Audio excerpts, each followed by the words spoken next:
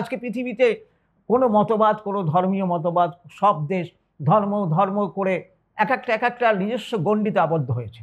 একে হুমকি দিচ্ছে, ওকে হুমকি দিচ্ছে। সমন্বয়ের কথা কিন্তু তেমন প্রচারিত হচ্ছে না। আর ঠাকুর অনুকূলচন্দ্র সমন্বয়ের কথা বলছেন। আর এই সমন্বয়ের ভাব আনার জন্য আমাদের প্রার্থনা মন্ত্রে বলছেন যে প্রাচ্য প্রতিশ্ব নিয়ন্ত্রণে বন্যা সমানুশাসক মহার্যচিরায়। আর বিজ্ঞানসম্মত কথা।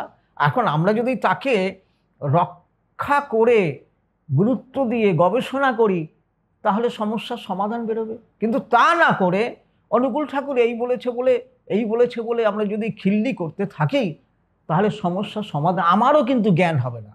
আর আমি অজ্ঞান যতদিন থাকবো, আর অজ্ঞানতাই দুঃখের কারণ, আমি কিন্তু দুঃখ ভোগ করব। তাই শ্রীমদ্ ভাগবত গীতাকে কেউ অসম্মান করে? কোনো জ্ঞানী লোক, কোনো সচেতন ব্যক্তি? সমগ্র বিশ্বব্যাপী শ্রীকৃষ্ণ বলছিলেন যে তুমি এই যে সিদ্ধান্ত নিতে পারছো না, কেন নিতে পারছো না জানো? তুমি যোগযুক্ত নও। তাকে ধমক দিচ্ছেন। কাকে ধমক দিচ্ছেন? অর্জুন, সে সময়ের শ্রেষ্ঠ ধনুর্ধর, শ্রেষ্ঠ বীর, শ্রেষ্ঠ সংযমী। শিক্ষাগুরু থাক না অনেক, শিখো যেমন পারো, ইষ্টগুরু একই কিন্তু নিষ্ঠা সহজ হবে। আমি যদি খিল্লি করে চলি, আমার প্রবৃত্তির নাচনে চলি, কাম ক্রোধ লোভ মদ মোহ মাৎসর্যের নাচনিতে আমরা নাচতে থাকি, তাহলে কি হবে? অহংকার। অহংকার কি হয়? আমি খুব বড়, আমি এই করে দিতে ওই করে দিতে পারি। তো অহংকার কি হয়? আসক্তি এনে দেয়। আসক্তি আনে স্বার্থ বুদ্ধি, স্বার্থ বুদ্ধি আনে কাম, কাম থেকে আসে ক্রোধ, আর ক্রোধ থেকে আসে হিংসা, আর হিংসাশ্রয়ী হলে কি হয়? জীবনকে মৃত্যুর দিকে নিয়ে যায়।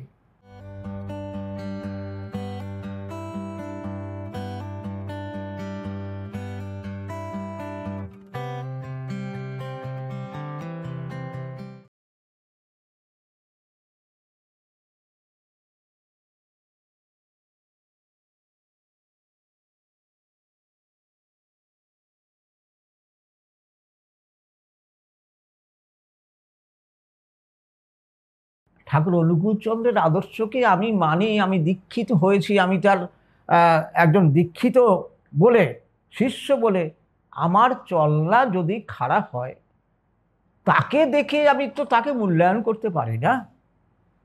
আজকে বিজ্ঞান সাধক, বড় বড় বিজ্ঞান সাধকেরা বিজ্ঞানের অনেক অনেক পুস্তক, অনেক বই লিখে রেখে গেছে।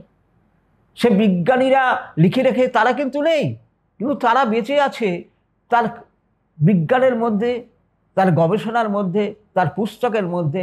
প্রতিটি স্কুল কলেজে পাঠদান করেন যেসব শিক্ষকেরা, সেই শিক্ষকেরা সঠিক যদি মূল্যায়ন না করে, সেই বিষয়বস্তু যদি ভুলভাবে বিকৃতভাবে তুলে ধরেন, তার জন্য তো সেই বিজ্ঞানী দায়ী নয়, হতে পারে না। যে পরিবেশন করছে বিকৃতভাবে সে দায়ী। তেমনি ঠাকুর অনুকূলচন্দ্র বিশ্বের সমগ্র সমস্যার সমাধানী সূত্র রেখে গেছেন। এখন আমি যদি তার একজন মন্ত্রশিষ্য হয়ে ভুল করে কিছু বলি, তার জন্য দায়ী কিন্তু আমি। তা আমার ভুলের জন্য যিনি স্রষ্টা, যিনি এগুলো সূত্রগুলো দিয়েছেন, তাকে অবমূল্যায়ন করলে তো কি হবে? নির্বোধের মতো কাজ হবে। তেমনি তার অন্যান্য প্রচারক যারা আছেন, সেই প্রচারক তাকে কেন্দ্র করে যেসব সংঘ গড়ে উঠেছে, সে সংঘরা যদি ভুলবশত কিছু করেন, অজ্ঞানতাবশত কিছু করেন, তাতে ঠাকুর অনুকূলচন্দ্রকে যদি অবমূল্যায়ন করি, তাতে কি হবে? আমার জ্ঞানের পরিধি কমে যাবে। কারণ কোনো কিছু বুঝতে গেলে তার কাছে তো যেতে হবে।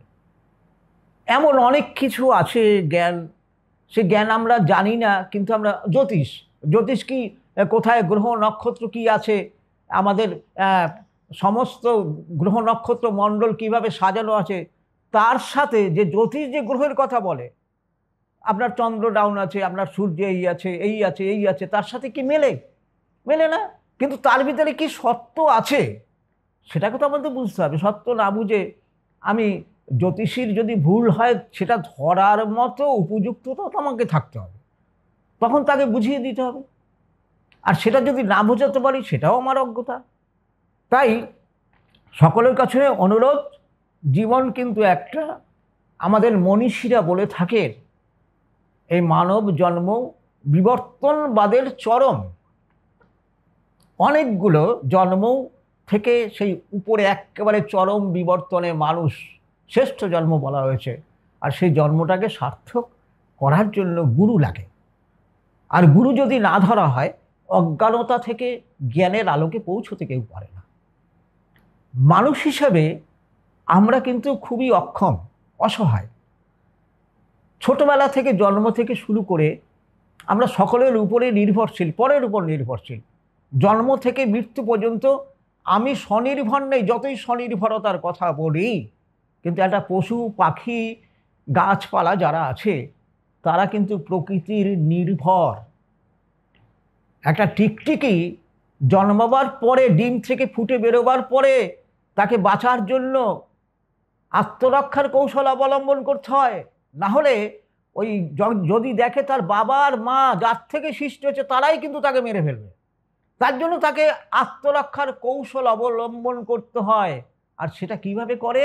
জিন, অর্থাৎ প্রকৃতির নির্দিষ্ট জিনের ভিতরে আছে বলে সেটার উপরেই তার শিক্ষাটা থাকে। আর শিক্ষা আছে বলে সে স্কুলেও যায় না, সে কলেজেও যায় না, কিন্তু আমাদের ঠেকে শিখতে হয়, ঠকে শিখতে হয়, এবং শেষ দিন পর্যন্ত শিখতে হয়। আর সেই শেখার জন্য মানুষের গুরু লাগে। কেন গুরু লাগে? কারণ মানুষকে, এই মানুষ যে সৃষ্টি হয়েছেন মানুষ রূপে যে ঈশ্বর, তিনি আমাদের পরিপূর্ণ করে দিয়েছেন। আমাদের জ্ঞান বুদ্ধি দিয়েছেন, মন বুদ্ধি অহংকার দিয়েছেন, একাদশ ইন্দ্রিয় দিয়েছেন। তাকে সঠিকভাবে কাজে লাগিয়ে জ্ঞানের চরমে উঠতে পারি, আবার অজ্ঞানতার নিম্নে নেমে একেবারে প্রবৃত্তির চরমেও আমরা নেমে নিজেকে ক্ষতি করতে পারি। কিন্তু অন্যান্য যেসব প্রাণীরা আছে প্রকৃতি দ্বারা নিয়ন্ত্রিত, তাদের যে জৈবিক তাগিদগুলো আছে সেই জৈবিক তাগিদ কিন্তু প্রাকৃতিকভাবে নিয়ন্ত্রিত হয়। একটা পরিযায়ী পাখি কত দূর থেকে, হাজার হাজার মাইল দূর থেকে আসে, এখানে আসে জৈবিক তাগিদ রক্ষা করতে। তারা এখানে কি করে? বাসা বানায়, মিলন হয়, ডিম পাড়ে, আবার তাদের হয়তো সন্তান জন্মায়, আবার তারা ফিরে চলে যায় যে দেশ থেকে এসেছিল সেই দেশে। ওই তাদের জন্য তো কেউ কোনো রুট ম্যাপ করে দেয়নি, তাদের জন্য কোনো ব্যবস্থা করা হয়নি, কিচ্ছু করা হয় না। কিন্তু আমাদের জন্য, আমাদের মধ্যে কেউ সাধারণত যদি কোনো ধর্মস্থানেও যায়, কোথাও যদি ওই বাবার সাধারণত যে জল দিতে যায়, কোনো মেলা হয়, তখন কিন্তু সবাই মিলে সাহায্য করার জন্য প্রতিটি এক একটা করে স্টল খোলা হয় সাহায্য করার জন্য। কিন্তু ওই প্রাকৃতিক উপায়ে যারা জীবন নির্বাহ করছে তারা কিন্তু প্রাকৃতিক নিয়মে বেঁচে আছে সুন্দর করে, আত্মনিয়ন্ত্রণের কৌশল তাদের ভিতরে আছে। কিন্তু আমাদের ভিতরে আত্মনিয়ন্ত্রণের কৌশল আছে, সেই কৌশল বুদ্ধি দ্বারা নিয়ন্ত্রিত যদি আমরা করি তাহলেই হবে। আর সে নিয়ন্ত্রণ করার জন্য কী করতে হবে? সেই বুদ্ধিকে, যিনি সেই বুদ্ধির যার কাছে নিহিত রয়েছে, সমস্ত বুদ্ধির মালিক যিনি, তার সাথে যোগযুক্ত হতে হবে। কেন যোগযুক্ত হতে হবে? এই অবস্থা হয়েছিল, আমরা শ্রীমদ্ ভাগবত গীতার প্রবক্তা শ্রীকৃষ্ণ কাকে বলছেন? শ্রীমদ্ ভাগবত গীতা অর্জুনকে বলছেন। অর্জুনকে কেন বলতে হয়েছিল? অর্জুন তার স্বধর্ম পালন করতে পারেননি, স্বধর্ম পালন করতে ব্যর্থ হয়েছিলেন। কারণ তিনি ক্ষত্রিয়, বর্ণাশ্রম অনুযায়ী, বর্ণাশ্রম হচ্ছে ভারতবর্ষের মেরুদণ্ড, তিনি যুদ্ধ করবেন না, অর্থাৎ ধর্মযুদ্ধ করবেন না। তখন তাকে যুক্তি দিয়ে নানা কিছু বোঝাবার জন্য যে বাণীগুলো তিনি দিয়েছিলেন যোগযুক্ত অবস্থায়, সেটা শ্রীমদ্ ভাগবত গীতা। তার শ্রীমদ্ ভাগবত গীতাকে কেউ অসম্মান করে? কোনো জ্ঞানী লোক, কোনো সচেতন ব্যক্তি, সমগ্র বিশ্বব্যাপী সেই শ্রীমদ্ ভাগবত গীতার সম্মান আছে। সেখানে জীবাত্মার কথা আছে, মৃত্যুর কথা আছে, পরমাত্মার কথা আছে, এবং সমস্ত জীবন ধর্মের নিয়ম দেওয়া আছে। ঠিক সেইখানটায় দাঁড়িয়ে শ্রীকৃষ্ণ বলছিলেন যে তুমি এই যে সিদ্ধান্ত নিতে পারছো না, কেন নিতে পারছো না জানো? তুমি যোগযুক্ত নও। তাকে ধমক দিচ্ছেন। কাকে ধমক দিচ্ছেন? অর্জুন, সে সময়ের শ্রেষ্ঠ ধনুর্ধর, শ্রেষ্ঠ বীর, শ্রেষ্ঠ সংযমী। তার তিনটা গুরু ছিল, তিনজন গুরু ছিল। শিক্ষাগুরু কৃপাচার্য ছিলেন, দ্রোণাচার্য ছিলেন, আচার্য ধম্মু ছিলেন। তিনজন গুরু থাকা সত্ত্বেও শ্রীকৃষ্ণকে তিনি কিন্তু গুরু মানেননি, তাকে মেনেছিলেন সখা, সখা রূপে চলতেন। কিন্তু শ্রীকৃষ্ণ তার আত্ম পরিচয় কখনো দেননি, কিন্তু বাধ্য হয়ে তাকে দিয়ে ধর্মযুদ্ধ করাবার জন্য, সভ্যতাটাকে রক্ষা করার জন্য, তাকে কিন্তু ধর্ম প্রতিষ্ঠা করার জন্য কুরুক্ষেত্রের যুদ্ধ করতে হয়েছিল। আর সেই যুদ্ধের প্রধান যিনি সেনাপতি, যাকে কেন্দ্র করে যুদ্ধ জয় হবে, ধর্মযুদ্ধ জয় হবে, সেই অর্জুনকে অবশেষে বলতে হলো তুমি যোগযুক্ত নও, মানে তুমি ঈশ্বরের সাথে যোগযুক্ত নও। নাস্তি বুদ্ধির অযুক্তস্য ন চা যুক্তস্য ভাবনা ন চা ভবায়ত শান্তির শান্তস্য কুত সুখম। তোমার যে পরম পিতা, যেটা দিয়ে শুরু করেছিলাম, সে পরম পিতার সাথে, পরমেশ্বরের সাথে যোগযুক্ত নও বলে তোমার বুদ্ধি সঠিক কাজ করছে না, বাঁচার ভাবনা ভাবতে পারছো না। আর বাঁচার ভাবনা যে ভাবতে পারে না সে শান্ত হয় না, আর যে শান্ত হয় না সে শান্তি পায় না, আর যে শান্তি পায় না সে সুখ পাবে কোত্থেকে? তাই তেমনি আমাদের যদি সুখী হতে হয় তাহলে কিন্তু সাধন দ্বারা বর্তমান পুরুষোত্তম, সেই যুগে যুগে যিনি আসেন, সেই ঈশ্বর পরম পিতা যাকে বলি, প্রফেট যাকে বলি, নবী যাকে বলি, তিনি নানা রূপে আসেন। একই তো, তিনি একই। যখন যুগের প্রয়োজনে তখন তিনি আসেন, তখন যেমন জ্ঞান দেবার দরকার, যেমন বিধান দেবার দরকার, সেই বিধান তিনি দেন। আর তার বিধান যদি মানি তাহলেই সভ্যতার উন্নতি হবে সর্বদিক দিয়ে। আর সেই বিধান, সে জীবন্ত আদর্শ তিনি উপস্থাপনা করে গেছেন। আর সেটা মেনে দেখতে, বুঝে দেখতে অসুবিধা কি আছে? সমালোচনা করাই যাবে, তাকে নানাভাবে কলুষিত করার চেষ্টা করা হবে। তিনি কেন বললেন সেগুলো জানতে হবে। তার জন্য আপনাদের সকলের কাছে অনুরোধ, মানব জীবনকে সার্থক যদি করতে হয় তাহলে পড়াশোনা করতে হয়, দীক্ষা গ্রহণ করতে হয়, গুরু মানতে হয়। আমাদের সব কিছু জানার জন্য কিন্তু গুরু লাগে, শিক্ষাগুরু। আর শিক্ষাগুরু যতই থাকুক, ইষ্টগুরু যদি না থাকে, আমার ভিতরে যে আমি আছি, আমিত্ব, মন বুদ্ধি অহংকার, একাদশ ইন্দ্রিয় সব কিছুকে নিয়ন্ত্রণ করে মঙ্গলের পথে, সত্তার পথে, অমৃতের পথে আমরা কিন্তু যেতে পারবো না। তার জন্য ঠাকুর একটা সুন্দর বাণী আছে, শিক্ষা গুরু থাক না অনেক, শিখো যেমন পারো, ইষ্টগুরু একই কিন্তু নিষ্ঠা সহজ হয়। ইষ্টগুরু ধরতে হয়। আর তার জন্য না ধরলে তো হবে না, বুঝতে হবে তো। আমরা তো অনেক পড়াশোনা করি, তাহলে তার দর্শন, তার পুস্তক, অসংখ্য পুস্তক আছে। জীবনে জ্ঞান লাভ করার জন্য রোজ তো খবরের কাগজ পড়ি, কত কিছু সংবাদ শুনি, সবটা কি জীবনকে কাজে লাগায়, জীবনকে জীবনধর্মী করে তোলে? তার প্রত্যেকের কাছে অনুরোধ, জীবনকে যদি বুঝতে চান, খিল্লি না করে, ঠাকুর অনুকূলচন্দ্রের খিল্লি না করে, চলার সাথী নামে একটা বই আছে, সেই বইয়ের প্রথম বাণী আছে সৃজন প্রগতি। সেটা পড়ে মূল্যায়ন করে বোঝার মতো যোগ্যতা খুব কম লোকেরই আছে। খিল্লি করা যায়, বোঝা যায় না। তার ছোট্ট একটা সত্যানুসরণের ভিতরে জীবনের সমস্ত জ্ঞানগুলো দেওয়া আছে, সমগ্র শাস্ত্র মন্থন করে তিনি দিয়েছেন। তাহলে আমার জ্ঞান অর্জন যদি করতে হয়, আমরা কি সেটাকে গ্রহণ করব না? তাই প্রত্যেকের কাছে অনুরোধ, বেশি বই পড়তে হবে না, অসংখ্য অসংখ্য বই আছে, অসংখ্য বাণী আছে। সৃজন প্রগতি পড়ুন চলার সাথী গ্রন্থ থেকে। সেই চলার সাথী বইটা একটু কিনে পড়ুন সৎসঙ্গ পাবলিশিং হাউসের।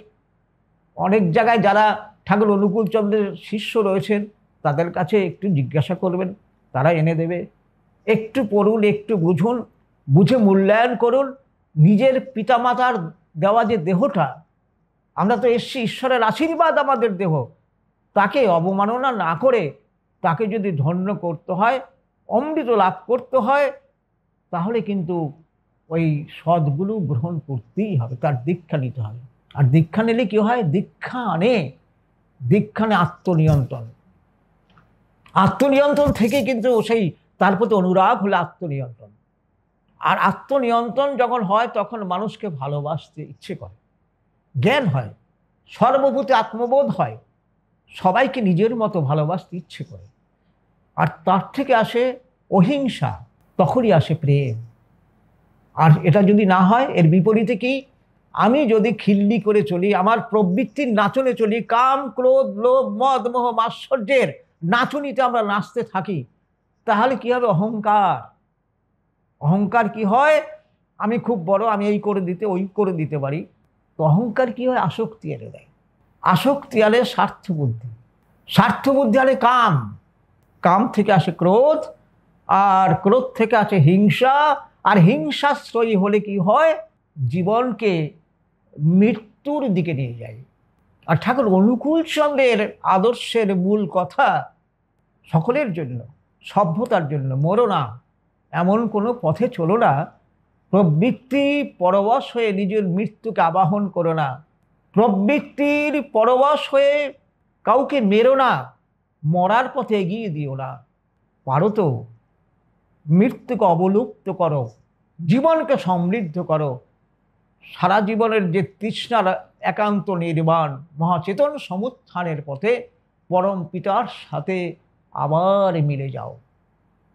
এই শিক্ষাটা দরকার নেই? তাই সকলের কাছে অনুরোধ, শ্রী শ্রী ঠাকুর অনুকূল চন্দ্রের আদর্শের সাথে পরিচিত হন। দীক্ষা নেবেন না নেবেন সেটা আপনার ব্যাপার, কিন্তু তার বইপত্রগুলো, পুস্তকাদি গ্রন্থরাজি যা আছে, সেগুলো একটু অনুগ্রহ করে একটু পড়াশোনা করুন। আমাদের মতো অবুঝ লোক, অজ্ঞ লোক, আমরা যদি কিছু ভুল বলে থাকি ক্ষমা করে দেবেন, কিন্তু তার জন্য ওই পরম প্রভু যুগে যুগে আসেন আমাদের উদ্ধার করতে, তাকে অপমানও করবেন না। আর সে অপমান আমাদের নিজেদের অপমান হবে। এই ভিক্ষাটুকু আপনাদের কাছে চাইছি। ঠাকুর অনুকূল চন্দ্রকে অবমূল্যায়ন, অজ্ঞতাবশে অবমূল্যায়ন করে বসবেন না। সবাই ভালো থাকবেন, সবাই আমার প্রণাম নেবেন। জয় গুরু, বন্দে পুরুষোত্তম।